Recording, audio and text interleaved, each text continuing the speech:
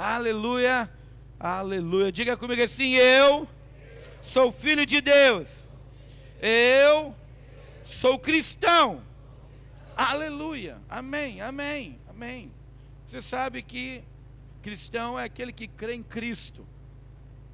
Amém? Esse é o padrão. E hoje eu quero compartilhar com você uma palavra. Falei culto passado que eu iria ministrar uma palavra sobre a diferença entre religiosidade e cristianismo. Amém? Você lembra disso? Amém? Pois hoje eu vou ministrar para você cristianismo. E tudo que se opõe ao cristianismo é a religiosidade. Então você vai entender aquilo que é ser um cristão, de verdade, biblicamente falando. E quando nós entendemos o cristianismo e o nosso chamado, que somos cristãos, nós vamos perceber que muitas vezes a religiosidade tenta nos impedir de sermos e manifestarmos aquilo que fomos chamados para manifestar, que é Cristo e a vida de Cristo, amém? Então o cristianismo é um estilo de vida.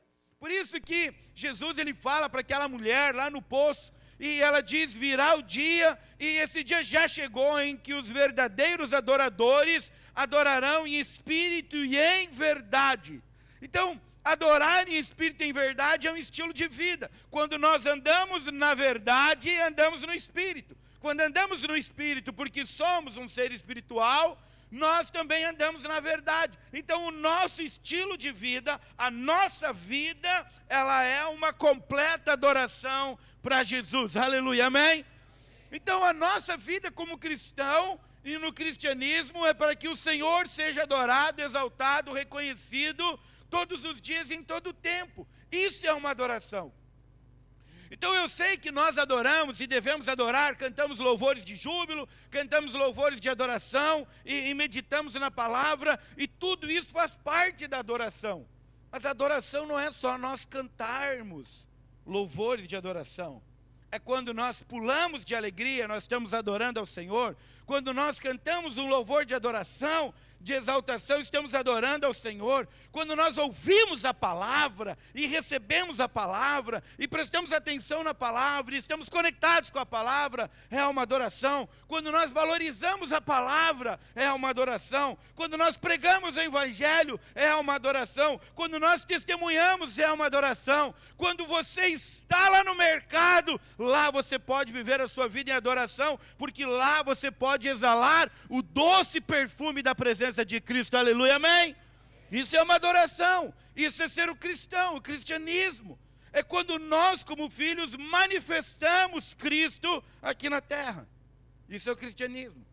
Então, a religiosidade, ela quer impedir que nós venhamos manifestar, porque nós pensamos que somos cristãos dentro de um prédio. Não, nós somos cristãos aonde nós estivermos. Então a religiosidade, ela nos leva a querer fazer coisas para o Senhor. Mas o cristianismo nos leva a expressar Cristo aqui na terra, amém? Você é um cristão, amém? Então, a igreja, ela iniciou, os cristãos iniciaram com a vinda de Cristo. Antes de Cristo vir, antes de Cristo morrer e ressuscitar, não havia igreja. Era um povo de Deus, que era o judeu. Agora, na verdade, todo aquele que crê se torna filho de Deus. A igreja inicia com a vinda de Cristo. Por isso que as primeiras menções de igreja, nós vamos ter somente no Novo Testamento.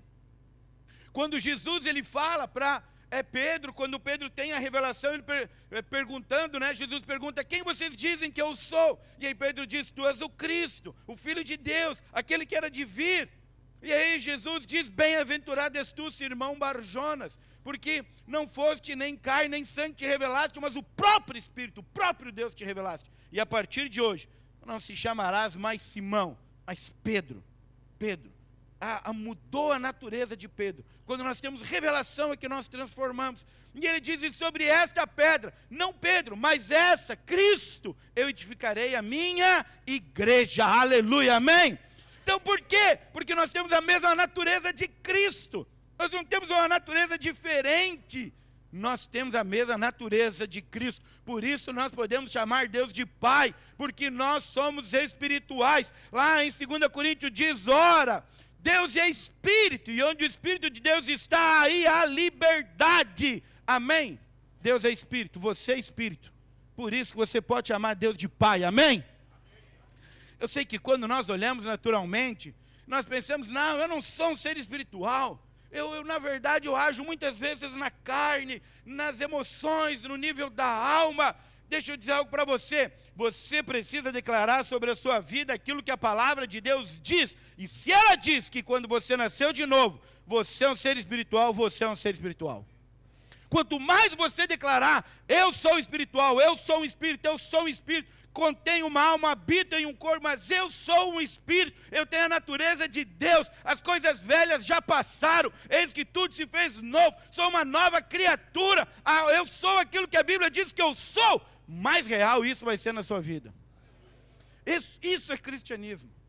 Então, algumas pessoas às vezes, elas julgam a sua posição e a sua natureza pelo seu comportamento. Não. Quando você errar e você tropeçar, mude o seu caminhar, mude o seu lugar que você está, mas a sua natureza, a sua posição não mudou. Então veja bem, eu erro, claro que eu erro, pouco, estou brincando, erro muito, mas veja bem, quando eu erro, eu não fico dizendo, agora, não sou mais pastor, não tem como ser pastor, ter uma atitude dessa como um pastor, como um filho de Deus. Não, eu não faço isso. Eu digo, essa atitude não condiz com o Filho de Deus e nem na posição que eu estou. Então eu vou mudar o meu comportamento, porque a minha posição ela é imutável, amém? Então é dessa maneira, por quê? Porque você tem uma natureza, e é com base nessa nova natureza que você vai viver. Então quando Jesus ele veio, ele iniciou uma nova era, um novo tempo, uma nova dispensação. Nós estamos na dispensação da graça, aleluia, amém? Quando você vai estudar as 7 dispensações, eu preciso pregar sobre isso ainda. Não preguei, confesso, estou adiando um pouco, irmãos. Mas havia a dispensação da lei até Cristo. Ali era a dispensação da lei, a 5ª dispensação é da lei. Quando Cristo veio, e a palavra diz que a verdade, a graça e a verdade vieram por meio de Cristo, nesse momento iniciou uma nova dispensação, a da graça. Essa é a dispensação. Então a obra consumada da cruz, não é só que Cristo cumpriu a lei e nos libertou da escravidão do pecado e nos regenerou. Sim, tudo isso é verdade, mas Ele nos fez filhos de Deus. Uau, isso é uma obra completa. Ele mudou sua natureza completamente. Por isso que Jesus ele declara para Marta e Maria, eu sou a ressurreição e a vida, quem crê em mim jamais morrerá, quem crê em mim mesmo que morra, viverá eternamente, aleluia! Aleluia, você é eterno, ao crer você se torna eterno, você não é mais natural, você não enfrentará mais a morte não tem mais domínio sobre você, aleluia. Eu sei que você pode olhar, pastor, mas ainda tu vê, tem pessoas que morrem. Quando Jesus fala, Ele está falando da morte eterna. Você jamais estará separado de Deus a partir do momento que você creu em Cristo Jesus. Jamais. Jamais. Você agora, Jesus está em você, e você está em Cristo, e vocês estão amalgamados, e não há mais como separar, vocês estão juntos eternamente. Aleluia, amém? Olha o que a palavra nos fala em João capítulo 3, verso 6. Projeto para mim. Você vai projetar? Aleluia. O que é nascido da carne é carne, mas o que é nascido do Espírito é Espírito. Diga comigo assim, eu nasci de Adão, era carne, mas quando Cristo me encontrou, eu nasci no Espírito, e hoje eu sou um Espírito. Aleluia, amém? É o que a palavra de Deus nos diz, essa é a verdade. Você era descendente de Adão, mas quando Cristo te encontrou, Ele te libertou da escravidão do pecado e da sua velha natureza, e te deu uma nova natureza, a natureza de Cristo. Esse lado aqui está legal. Esse aqui está mais na lei ainda. Isso aí. Vamos lá. Só esse lado de cá. Só esse lado de cá. Você nasceu no Espírito, agora você tem a mesma natureza de Deus. Amém. Aleluia. Aleluia. Vou deixar assim, irmãos. Não vou pedir para esse lado de cá, senão eles vão se sentir intimidados. Aleluia. Continue firme. Aleluia. Amém? Então, veja bem, você recebeu uma nova vida para você viver todos os dias. Não é para você viver essa nova vida na célula só. Não é para você viver essa nova vida somente nos cultos, mas essa nova vida, e é uma vida em abundância, é para você viver todos os dias, aonde você estiver. Porque você é uma nova criatura. Paulo diz, eis que as coisas velhas já passaram, tudo se fez novo, amém? Tudo se fez novo na sua vida, filho. Amém? Tudo, absolutamente. Sim. Então essa nova natureza que o Senhor iniciou é a igreja. Por isso que Paulo ele consegue trazer uma clareza tão profunda, isso lá em 1 Coríntios capítulo 12, porque ele diz, Cristo é a cabeça e a igreja é o corpo. Então veja bem, eu e você somos a expressão de Cristo aqui na terra, aleluia, amém? Por quê? Porque temos a mesma natureza. Então, eu e você, nós andamos pelo Espírito e nos movemos pelo Espírito, porque essa é a realidade da nossa vida. A nossa vida, ela não é mais carnal, ela não é mais antiga, as coisas velhas já passaram, as paixões do mundo já foram crucificadas com Cristo Jesus. Eis que você nasceu de novo. Aleluia. Por isso que você precisa compreender, pastor, mas às vezes eu tenho um pensamento antigo, às vezes eu tenho um desejo antigo, às vezes eu tenho uma vontade na carne antiga. Você precisa declarar, o velho homem está crucificado em Cristo Jesus. Eu sou uma nova criatura, não, meu velho homem não tem mais domínio sobre o novo homem. Você precisa declarar essa verdade. Então não fique flertando com o seu velho homem. Não fique flertando com ele. Vou pensar um pouco aqui, né? Como era a vida antiga. Vou colocar um sonzinho aqui para curtir como era a minha vida antigamente. Não! Pare de flertar com quem você era. Porque senão você vai voltar a ser o seu velho homem. Deixe ele crucificado na cruz. Você é uma nova criatura. Viva o novo de Deus, amém? Pare de ficar flertando com o seu velho passado. Se você crê na palavra que você nasceu de novo, é uma nova criatura, viva o novo de Deus. Se você compreende que Jesus morreu na cruz para te libertar dos seus pecados, viva livre em Cristo Jesus. Não volte a ser escravizado, não volte para as velhas práticas. Viva o cristianismo. Isso é ser cristão. É todos os dias, aleluia, amém? Uau, por quê? Porque Jesus iniciou uma obra e Ele nos deixou a missão de continuarmos. Aleluia. Pastor, a obra está consumada. Claro que ela está pronta para nós andarmos nela e manifestarmos ela aqui na terra. Eu e você fomos chamados para isso. Há um propósito eterno no qual você está envolvido. O Senhor não chamou você só para você ter um carro novo, uma casa nova e ter roupas novas e viver uma vida terrena boa aqui. O Senhor te chamou para a eternidade. Ele te chamou para você manifestar as obras do reino de Deus aqui na terra, amém? Aleluia. Eu fico olhando quando Jesus enviou os outros 70, Ele disse, vai e prega o evangelho do reino e cure os enfermos. E eles foram manifestar o reino de Deus. Quando eles chegavam, os enfermos eram curados, os demônios saíam, e o evangelho era pregado, porque o reino de Deus é estabelecido. Hoje eu e você somos enviados para estabelecer o reino de Deus aqui na terra. Você sabe como que você foi liberto das trevas? Quando alguém contou para você de Jesus. E quando você creu em Jesus, o reino dos céus, ele invadiu a sua vida, ele invadiu o seu corpo, e você nasceu de novo, e você foi liberto do império das trevas e transportado para o reino de luz. Viva nesse reino de luz. É esse o lugar para você viver. Essas são as obras que nós precisamos manifestar, amém? Uau, aleluia. Deixa seguirmos. Veja o que a palavra nos fala em João capítulo 14, verso 12.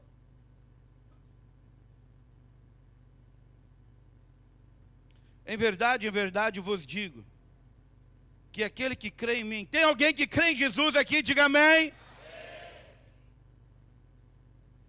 Amém mesmo? Você crê em Jesus mesmo? De verdade. Ele te encontrou de verdade.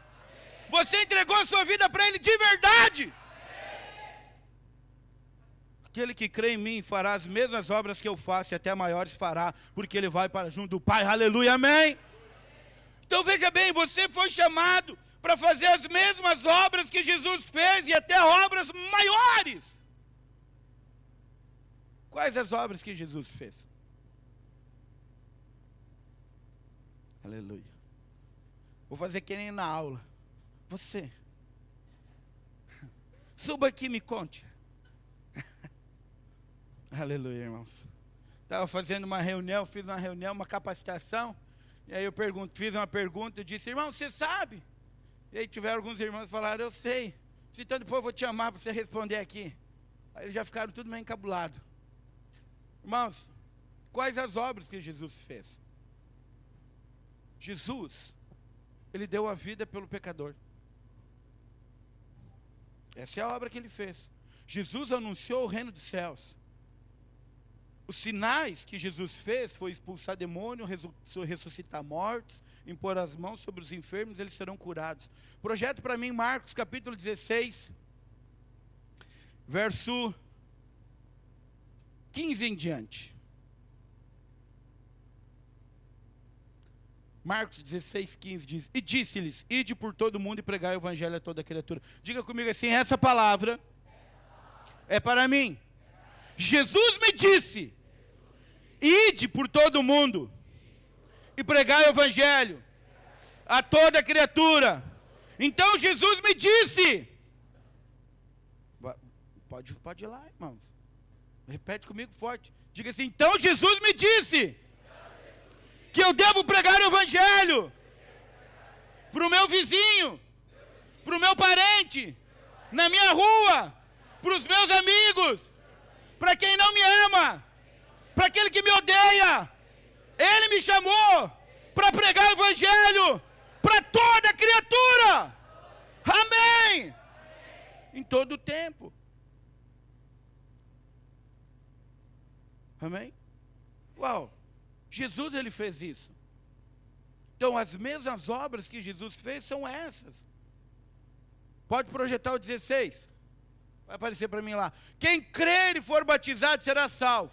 Quem, porém, não crer será condenado. Veja bem, presta atenção, por que é tão importante você pregar o evangelho? Porque as pessoas precisam crer para serem salvas.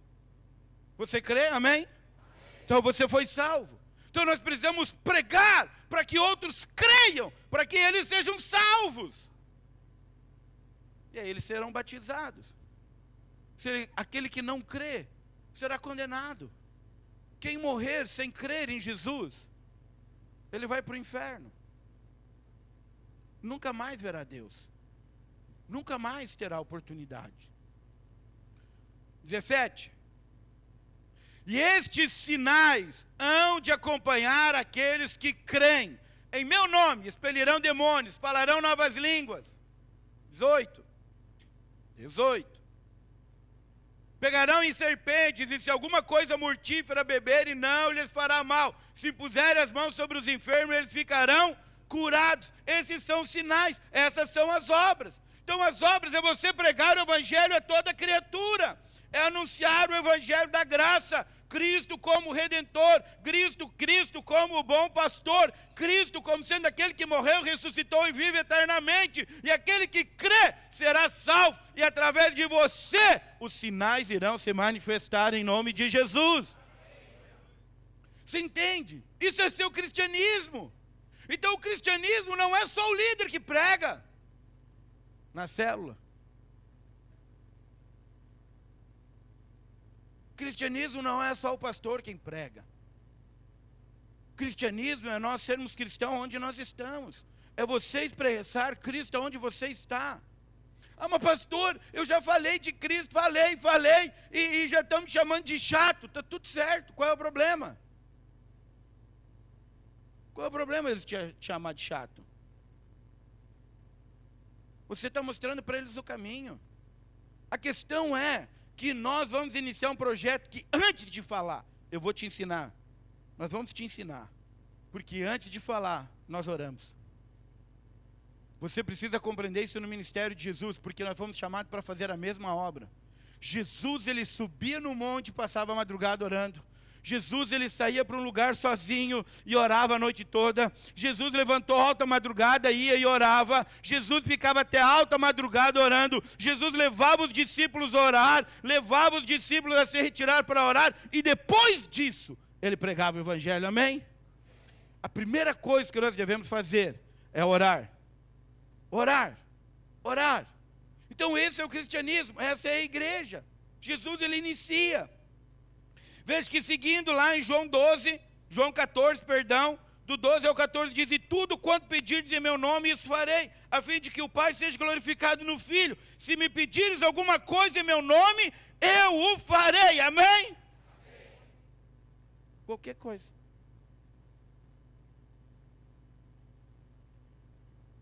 Então significa que se você pedir pela salvação do seu parente, da sua família, do seu amigo, do seu vizinho, do seu colega, o Senhor vai salvá-lo em nome de Jesus, amém? Você quer salvar pessoas, amém? Você quer expressar Cristo, amém? Aleluia, isso é o cristianismo. Então nós podemos ver isso claramente na igreja primitiva. Quando você olha Atos, você consegue ver isso. Mas deixa eu te falar algo, não tem uma igreja lá e outra igreja aqui. Nós somos a mesma igreja, a mesma pela qual Cristo morreu na cruz e iniciou lá em Atos capítulo 2, através do batismo com o Espírito Santo, é a mesma igreja pela qual nós pregamos, anunciamos e vivemos. Quando você olha para Paulo, você pode dizer: Paulo, meu irmão mais velho, na fé. Você pode olhar para João, que teve a revelação de Apocalipse, e dizer: João, meu irmão mais velho, em Cristo Jesus. Pedro, meu irmão mais velho em Cristo Jesus. Filipe, que foi transladado, meu irmão mais velho em Cristo Jesus. Estevão, que foi o primeiro mártir, você pode dizer: meu irmão mais velho morreu pelo evangelho e eu estou seguindo os mesmos caminhos que eles seguiram. Creio no evangelho e vou gastar os meus dias por causa do evangelho de Cristo. Ou você não quer gastar? Quer gastar os seus dias para Cristo? Você entende, para que outras pessoas sejam salvas. Então a igreja primitiva andou dessa maneira. E hoje eu quero falar sobre algumas coisas sobre isso. Sobre você entender o ser igreja, o andar como igreja, o manifestar igreja, falar como igreja. Porque você é a igreja de Cristo. Você é a noiva, na qual Jesus vai vir buscar. E você se encontrará com o noivo sobre as nuvens para o casamento eterno, aleluia. E depois haverá um novo céu e uma nova terra, e a nova Jerusalém, que a noiva desce ataviada para o casamento e a festa nupcial com o noivo que é Cristo, aleluia. Ah, Senhor, como nós aguardamos esse dia. Mas há outros que nós precisamos encontrar, há outros no qual nós precisamos pregar o evangelho, há outros que precisam crer, que ainda não estão aqui. Mas você faz parte da igreja, você faz parte do rebanho de Cristo, você faz parte do corpo de Cristo. O Senhor, Ele te chamou para você fazer as mesmas obras e obras maiores que Ele fez aqui na terra. Você crê nessa verdade? Uau, Atos capítulo 2, versos 41 e 42. Eu acho lindo isso, porque nós estamos num projeto que nós vamos saquear o inferno e vamos povoar o céu, amém? Você faz parte disso, você vai estar comigo em nome de Jesus. Eu creio nisso. Aleluia, aleluia. Então veja bem, Atos capítulo 2, 41 e 42, e diz o seguinte: então os que lhe aceitaram a palavra foram batizados, havendo um acréscimo naquele dia de quase 3.000 pessoas, aleluia. Isso é avivamento extraordinário. Você sabe quando isso aconteceu?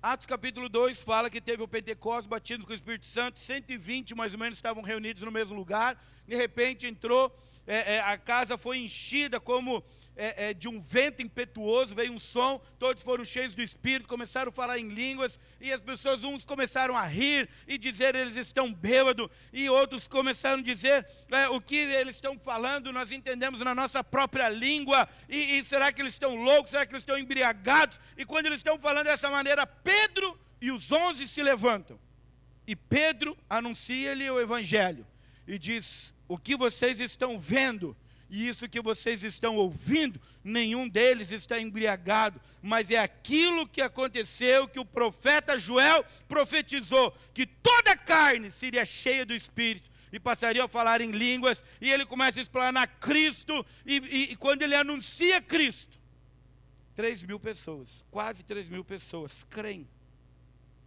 e foram batizados, aleluia, amém? Então, em uma pregação, uma pregação, a igreja saltou de 120 para 3.000 pessoas. Aleluia, amém? Aleluia. Você crê nisso? Amém? Você crê que isso pode acontecer nos dias de hoje? Amém? Aleluia, vai acontecer através de você. Você crê nessa verdade? Amém? As pessoas serão atraídas a Cristo através da vida de Cristo que vai fluir através de você. Cada dia mais. Aleluia, amém? Aleluia. Seguindo, verso 42. E perseveravam na doutrina dos apóstolos e na comunhão e no partir do pão e nas orações. Observe que essas pessoas, elas perseveravam, elas estavam, esse perseverar aqui no original, elas estavam, elas criam, andavam, certo? Em 4 coisas que são primordiais para nós como igreja. Se olharmos hoje, nós podemos ver que essas 4 coisas estão presentes, mas que é difícil elas estarem conectadas e andarem juntas. Normalmente nós queremos escolher 2 ou 3 ou uma que nós mais nos agradamos, que nós mais queremos e negligenciamos as outras. Mas isso era até hoje, porque a partir de hoje você terá uma plena revelação dos 4 pilares da igreja primitiva, que são os nossos em nome de Jesus. Amém? Nós devemos voltar para esses 4 pilares, porque eles são falados e enfatizados aqui, que é o início da igreja primitiva, o início da igreja na qual nós fizemos parte. E qual é a consequência, o resultado de vivermos esses 4 pilares? Como nós encontramos no verso 43, que diz: em cada alma havia temor, e muitos prodígios e sinais eram feitos por intermédio dos apóstolos. Essa palavra temor não é medo, mas é reverência. Cada alma havia reverência a Cristo Jesus. Eles entendiam quem era Cristo. Você sabe que nós somos acostumados a falar muito, né? Jesus, Jesus, ai Jesus, Jesus me ajuda, Jesus, Jesus, Jesus, Jesus, Jesus. Você sabe tudo que está envolvido no nome de Jesus? Todo o poder para mudar toda e qualquer circunstância está no nome de Jesus. Às vezes nós falamos tanto Jesus sem uma certa reverência. Mas quando você fala no nome de Jesus, Ele pode mudar o casamento. Quando você fala no nome de Jesus, Ele pode libertar uma pessoa dos vícios. Quando você fala em nome de Jesus, uma pessoa pode ser curada. Quando você fala em nome de Jesus, um morto pode ser ressuscitado. Quando você fala em nome de Jesus, uma pessoa pode ser liberta das trevas. Porque todo nome, todo poder está liberado no nome de Jesus. Ele tem o nome que está acima de todo nome, amém? Então, quando nós usamos o nome de Jesus, tem essa reverência de você saber que quando você está falando no nome de Jesus, todo o poder envolvido no nome de Jesus está sendo liberado. Não é pouco. Uau, é muito poder. Completamente. Qual é o tamanho do poder de Jesus? Ele diz: todo o poder no céu e na terra me foi dado. Todo. Por isso que Jesus, quando ele atravessa o lago de Genezaré e chega do outro lado e encontra o endemoniado gadareno, que tem mais de 6.000 demônios, Jesus, ele só chega e ele desce, e a palavra fala que aquele endemoniado, nada podia detê-lo, prendia ele com corrente, ele quebrava as correntes, colocava atrás das grades, ele quebrava as grades, e ele vivia desnudo no cemitério, comendo coisas do cemitério. Nada podia deter aquele homem endemoniado. Mas quando Jesus chega, ele vem correndo, ele se prostra diante de Jesus e diz: que tenho eu Filho do homem, para que viesse me atormentar. Os 6.000 demônios se prostram diante de Jesus. E Jesus diz para ele: como tu te chamas? Ele diz: somos muito, porque somos uma multidão. Ele diz: pode sair, não importa quantos. E então eles pedem para Jesus, eles olham uma manada de porcos, e eles não falam sem nada, sem pedir para Jesus. Aquele homem, os demônios estão prostrados diante de Jesus, e eles pedem. Então nós podemos pelo menos entrar naqueles porcos. Se Jesus diz não, eles não entrariam. Jesus olha e diz: sim, pode entrar nos porcos. Você entende o poder que está liberado no nome de Jesus? Amém? Esse poder está disponível para mim e para você manifestarmos aqui na terra. Então, nós devemos ter uma reverência, aleluia, amém? Bom, a igreja primitiva viveu isso. E olha os resultados, verso 47. Louvando a Deus e contando com a simpatia de todo o povo, e enquanto isso acrescentava-lhes o Senhor dia a dia os que iam sendo salvos. O Senhor acrescentava, porque as pessoas simpatizavam, porque era uma igreja alegre. Você é alegre, amém? Você é feliz porque você está aqui, amém? Ou você está preocupado com o Grenal? Você é alegre porque você está aqui, ou você não vê a hora de ver o resultado do jogo? Você precisa definir o que te alegra de verdade. Isso é real. A palavra nos fala, Romanos capítulo 14, verso 17, porque o reino de Deus não é comida e nem bebida, mas justiça e paz e alegria no Espírito Santo, amém? Você é feliz com o Senhor, amém? Então por que você está tão sério? Você está ficando preocupado sobre o projeto, ganhar, falar de Cristo, pregar, vão me chamar de chato? Ué, não, Jesus foi rejeitado, por que você não quer ser? Por quê? Os discípulos da igreja primitiva foram perseguidos, por que nós não podemos ser? Eu fico pensando, os discípulos quando eles foram presos e açoitados, porque estavam anunciando Cristo, eles saíram e se regozijaram, se alegraram, porque se acharam dignos de serem açoitados por causa de Cristo, amém? Aleluia, isso é alegria, o reino de Deus é alegria. Diga comigo, o reino de Deus é alegria no Espírito, amém? Você crê nessa verdade? Uma pessoa que ela está muito alegre no Senhor, ela dança no Espírito, sim ou não? De verdade. Você está com medo de dançar, né, irmão? Dança ou não dança, irmão? Então depois nós vamos dançar, amém? Aleluia, em nome de Jesus. Então veja bem, a prática da vida da igreja é cotidiana. Por quê? Porque todos os dias o diabo ele se lança contra você. Há uma batalha no mundo espiritual. Você precisa compreender isso. Então, quanto mais pertos e conectados, mais seguro nós estamos. Então, estar conectados é ir além de estar nos cultos e células. É se comprometer em se envolver com a igreja, em ser um cristão. É quando você decide que você quer viver o cristianismo todos os dias.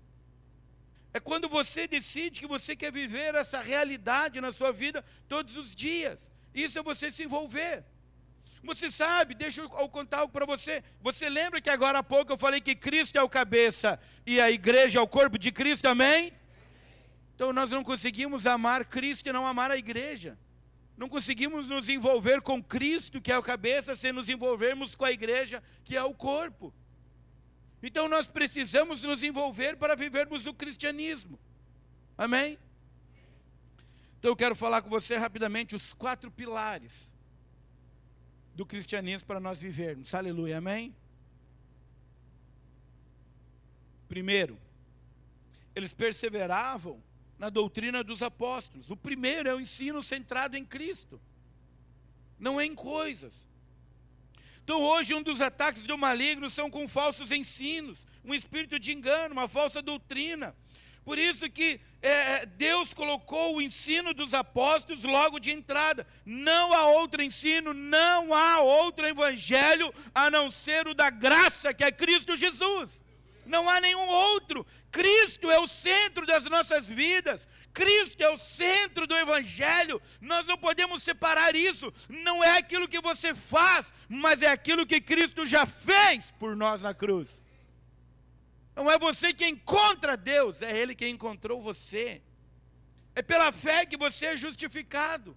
Pela graça você é salvo mediante a fé. Isso não vem de vós, é um dom de Deus, amém? Para que ninguém se glorie. Então não há outro evangelho, senão um só, o de Cristo. Paulo, ele fala isso em Gálatas e diz: quem vos enfeitiçou o outro evangelho que não é outro, sendo uma vez que vocês foram libertos pela fé, porque querem se justificar pelas obras. E ele segue mais, ele diz: mesmo que um anjo do céu, ou eu mesmo, Paulo, pregue um outro evangelho, que valendo o que está sendo pregado, que é Cristo, seja anátema, amaldiçoado. Por quê? Por isso que quando nós olhamos para a igreja primitiva, o primeiro pilar de tudo é o ensino dos apóstolos, que centraliza Cristo e a obra consumada na cruz. É dessa maneira que nós devemos viver. E é esse o evangelho que nós devemos pregar, amém? Olha o que a palavra nos fala, Colossenses capítulo 2, versos 6 a 7. Ora, como recebestes Cristo Jesus, o Senhor, assim andai nele. Você recebeu Cristo pela fé, pela graça, mediante a fé, assim que você foi salvo. Então ele está dizendo: assim andai, ande pela fé. Não tente se justificar pelas suas obras, por aquilo que você faz. Não faça um comércio, mas simplesmente ande pela fé, crendo que você já recebeu tudo aquilo que você necessita para viver uma vida vitoriosa, amém? Verso 7, nele radicados e edificados e confirmados na fé, tal como fostes instruídos, crescendo em ações de graças, aleluia, com um coração grato. Então o primeiro pilar é Cristo sendo o centro, não há outro evangelho. Você é salvo pela fé. Você foi salvo pela fé, as pessoas são salvas pela fé, quando creem em Jesus, aleluia, amém? Mas como crerão se não há quem pregue? Diga comigo: eu vou pregar. Esse lado vai pregar. Vou ver esse lado aqui, só esse lado aqui. Diga: eu vou pregar. Aleluia, amém? Agora os dois lados vão pregar, agora ficou bom, amém? Esse é um desafio, você entende? Nós queremos multiplicar já estamos com 2 cultos, queremos multiplicar para 3, 4, 5, 6, 7, 10, porque nós queremos que muitos sejam salvos, aleluia, amém? Você tem esse desejo, amém? Qual? Segundo, comunhão. Olha o que o versículo diz: perseveravam na doutrina dos apóstolos, primeiro, no ensino de Cristo, Cristo sendo o centro. No segundo, na comunhão. A comunhão da igreja local, ela traz cura e suprimento, sabe? O que neutraliza a morte é a comunhão da igreja. Quanto mais você está em comunhão com os irmãos, juntos, conectados, é onde você tem vida. Então você precisa estar conectado numa célula, você precisa estar conectado no culto, mas você precisa estar conectado com os irmãos todos os dias, porque diariamente eles estavam juntos no templo e de casa em casa. Quanto mais você andar com comunhão com a igreja, mais seguro você está. Então hoje, cada vez mais há um ensino que tenta impedir, que tenta rejeitar e constranger o congregar. Você veja que hoje é um ensino por aí que diz: não, eu sou igreja, por que eu preciso ir na célula? Por que eu preciso ir no culto? Eu não preciso, Cristo já está em mim, é verdade, Cristo já está em você, mas a Bíblia diz que nós devemos congregar. Isso é comunhão, é estarmos juntos, termos tudo em comum, andarmos perto, pedirmos oração, estarmos conectados. Isso é corpo. Veja que os membros do nosso corpo todos estão conectados um com o outro, amém? É dessa maneira que nós devemos viver, aleluia. Projeto para mim Hebreus capítulo 10, verso 25. Não deixemos de congregar-nos, como é costume de alguns. Antes, façamos admoestações, e tanto mais quando vedes que o dia se aproxima. O dia da volta de Cristo se aproxima, e está perto. E o autor de Hebreus, ele está dizendo, não deixe de congregar, não deixe. Alguns têm esse costume, que acham que não precisam congregar, mas ele está dizendo, não deixe de congregar, estejam juntos, porque é um lugar seguro. A igreja primitiva tinha comunhão, andava junto, permanecia junto, falava junto, pregava junto, comia junto, era sempre junto. Isso traz segurança, amém? Você sabe que sempre que você está junto com o irmão que professa da fé, que é aliançado com a igreja, aliançado com Cristo, você está seguro. Você não vai ficar pensando besteira, não vai em lugar errado e não vai fazer coisa errada, porque você está junto com o irmão. Agora, se o irmão faz coisa errada, se ele dizendo ser irmão, mas ele não é, não ande junto. Se você quer crescer em fé, ande com pessoas de fé. Se quer crescer em Cristo, ande com pessoas que creem em Cristo e expressam Cristo, aleluia, amém? Dessa maneira. Então, você quer neutralizar a morte, é comunhão com a igreja. Quanto mais perto você está, mais a vida de Cristo corre em você, e através de você, e através de outras pessoas em você. Aleluia, amém? Terceiro, João, tu podia vir já fazer um fundinho no teclado, já que está aí hoje, né? Dá teu jeito. A banda pode se organizar, estou quase terminando. Não que realmente eu gostaria já de terminar, mas o meu horário diz que eu preciso. Terceiro, celebrar a ceia nos traz saúde e cura. Participar da ceia é fundamental. Ah, pastor, por que nós temos ceia somente um domingo? Eu creio que chegará o tempo, e o tempo será breve, logo, em nome de Jesus, que todo domingo nós participaremos da ceia.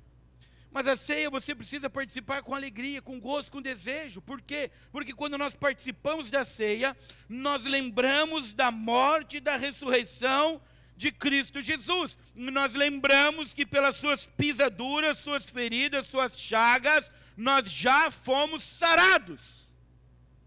Aleluia, amém, irmãos? Você sabe que aquela palavra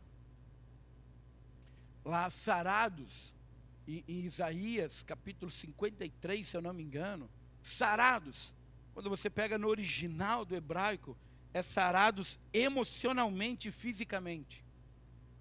Não é só feridas do corpo, é feridas da alma, sabe? Às vezes as pessoas, elas não deixam Jesus curar as feridas da alma. Elas querem ficar sofrendo com ressentimentos, com mágoas, com ódios, com tristezas. Mas você não é assim. Você foi liberto em Cristo Jesus. E Jesus é a cura para a sua alma. Então quando você participa da ceia, e você pega o pão, e você come do pão, você está dizendo, você trazendo a memória que Jesus levou sobre si toda a maldição, para liberar toda a bênção sobre você. Que Jesus levou toda a enfermidade física e na alma sobre ele, para você ter saúde completa no seu corpo físico e na sua alma. E através do sangue de Cristo, você consegue lembrar e ter a convicção, cada dia mais, que pelo sangue de Cristo você foi completamente perdoado. Que não há nenhuma condenação contra você, porque todos, absolutamente todos, e sem exceção nenhum, todos os pecados foram perdoados pelo sangue de Cristo na cruz do Calvário. Todos. Todos eles. Você já é completamente perdoado, você tem livre acesso a Deus. Quando você participa da ceia, isso é o partir do pão deles. Participavam da comunhão, do partir do pão, que é o terceiro, a ceia. Você lembra da obra consumada na cruz em Cristo. E o quarto, oração. Eles perseveravam em oração. Oração, oração. Sabe que o diabo, ele ataca com guerras, conflitos, para que você pare de orar. Você percebe que a primeira coisa que o diabo, ele quer roubar de você é a sua alegria, o seu sorriso. Depois, a sua oração. Porque a palavra diz que tudo aquilo que nós pedirmos, o Senhor nos daria. Pedirmos em oração. Então, Jesus foi alguém que orou e orou muito. Nós devemos ser aqueles que oram e oram muito. A oração, ela deve ser algo que nos sustenta todos os dias. A igreja primitiva foi alguém que orou muito. Quando você lê Atos, você vai perceber que Pedro foi preso. Quando saiu, ele foi na casa de fulanos, porque a igreja estava reunida orando. Paulo e Silas, quando saíram da prisão, foram na casa lá onde a igreja estava reunida e eles oravam. Atos capítulo 1, depois que Jesus foi levado aos céus, os discípulos que estavam e viram, eles saíram e foram para a casa de Marta, Maria e outros onde estavam reunidos orando. Quando veio o Pentecostes, eles estavam reunidos no mesmo lugar, orando. Nós somos essa igreja. Nós somos uma igreja que ora, amém? Você foi chamado. Como que nós enfrentamos os conflitos? Orando. A coisa mais sábia que o Senhor quer que nós façamos é orar. A oração, ela pode transformar tudo, inclusive você, inclusive eu. Quando eu oro, eu sou transformado. Por isso, às vezes, pare de murmurar, pare de brigar e ore. Às vezes, nós queremos mudar as outras pessoas por aquilo que nós falamos. Nós precisamos aprender a orar. Ore. A palavra do Senhor cresce e se firma onde? Na igreja. Precisamos voltar para a palavra de Deus. Precisamos voltar para o nosso tempo de oração. Precisamos realmente viver esses 4 pilares, sabe? Que é o ensino da nova aliança. Decida viver por princípios e pela palavra, pela verdade. Nos ensina o ensino dos apóstolos, Cristo sendo o centro. Na comunhão, participando da igreja, sendo ativo na igreja, se envolvendo com a igreja, com o corpo de Cristo. Sabe, é ótimo, e você deve, sem dúvida nenhuma, ir em toda a célula, em todo culto, absolutamente é fundamental. Mas comunhão é ir além, é se envolver com a célula, é se envolver com a igreja, é se envolver. Isso é ter comunhão, é não ficar longe, mas estar conectado. No partir do pão, na ceia, valorize a ceia. Quando é culto de ceia, ou na célula faz a ceia, vai com o coração cheio de expectativa, sabe, vai com o coração desejoso de participar da ceia. E quarto, orando em todo o tempo, sem cessar. Ore, e ore muito. São os 4 pilares. O Senhor nos chamou para manifestarmos Cristo na terra. Você é esse cristão. Talvez você pode dizer, pastor, eu não consigo ver isso na minha vida. Você podia não ver, mas a partir de hoje você vai começar a declarar, e os frutos do Espírito vão se manifestar automaticamente na sua vida. Simplesmente porque você nasceu de novo, você tem uma nova natureza, você não é mais quem você era, você agora é filho de Deus, tem a mesma natureza em Cristo Jesus, você foi chamado, redimido, eleito e justificado para manifestar o reino de Deus aqui na terra. Se coloque de pé, porque nós vamos orar agora.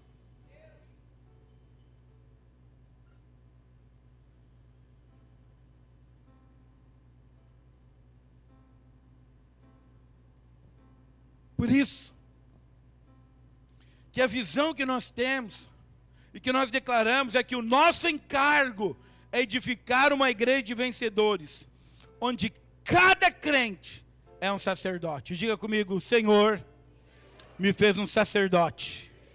Essa palavra está em Apocalipse, onde o Senhor diz que o Senhor nos fez reino e sacerdote. Por que cada crente é um ministro? Porque a palavra diz que quem crer, estes sinais irão acompanhar. Quem crer, farão as mesmas obras que eu faço e até obras maiores. Amém? Você crê? Então prepare-se, porque é na sua vida e é através da sua vida que vai acontecer uma grande revolução. O Senhor decidiu usar você. Ele chamou você com um propósito, para usar você. Usar você. Aonde você estiver.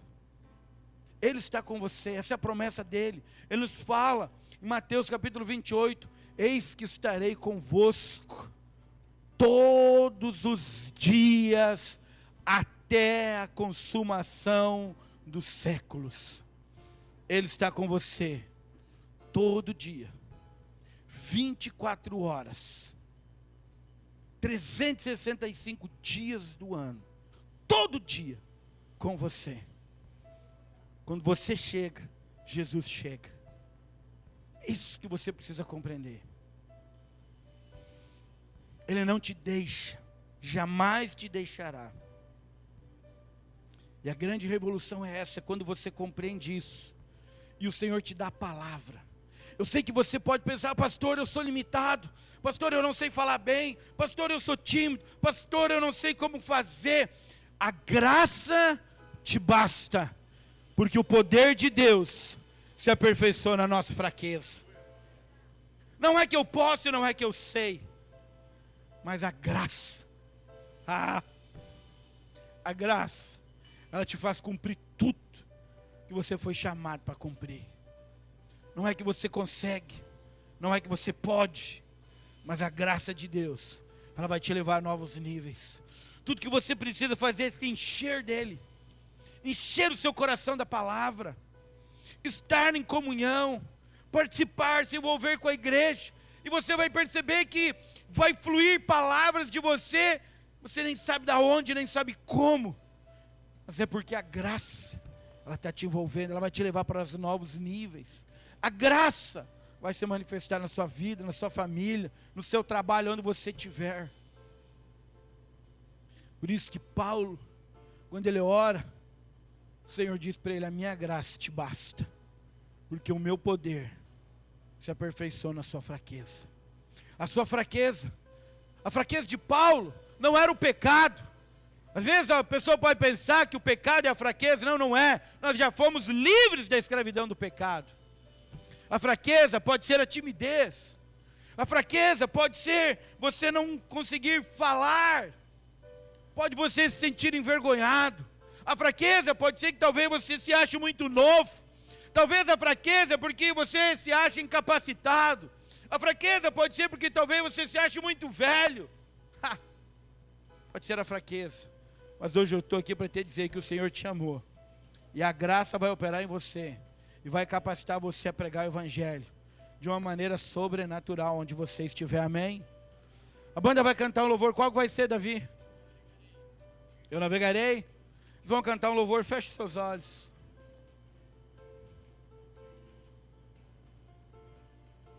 E durante esse louvor eu quero que você ore. Deixe o Espírito mover em você. Sabe, mas diga ao Senhor, eis-me aqui, Senhor. Eu acredito que hoje essa é a oração que nós devemos fazer como igreja. Senhor, eis-me aqui. O Senhor me chamou, eu sou teu corpo, Jesus. Por isso eu estou dizendo, eis-me aqui. Use a mim, Senhor. Você pode dizer para ele, eu sou limitado, eu tenho vergonha, eu tenho timidez, eu não consigo, não dá, não posso. Eu preciso da tua graça. Ele vai te dar graça, muita graça, para que você possa cumprir cabalmente o seu chamado. Fale com ele agora.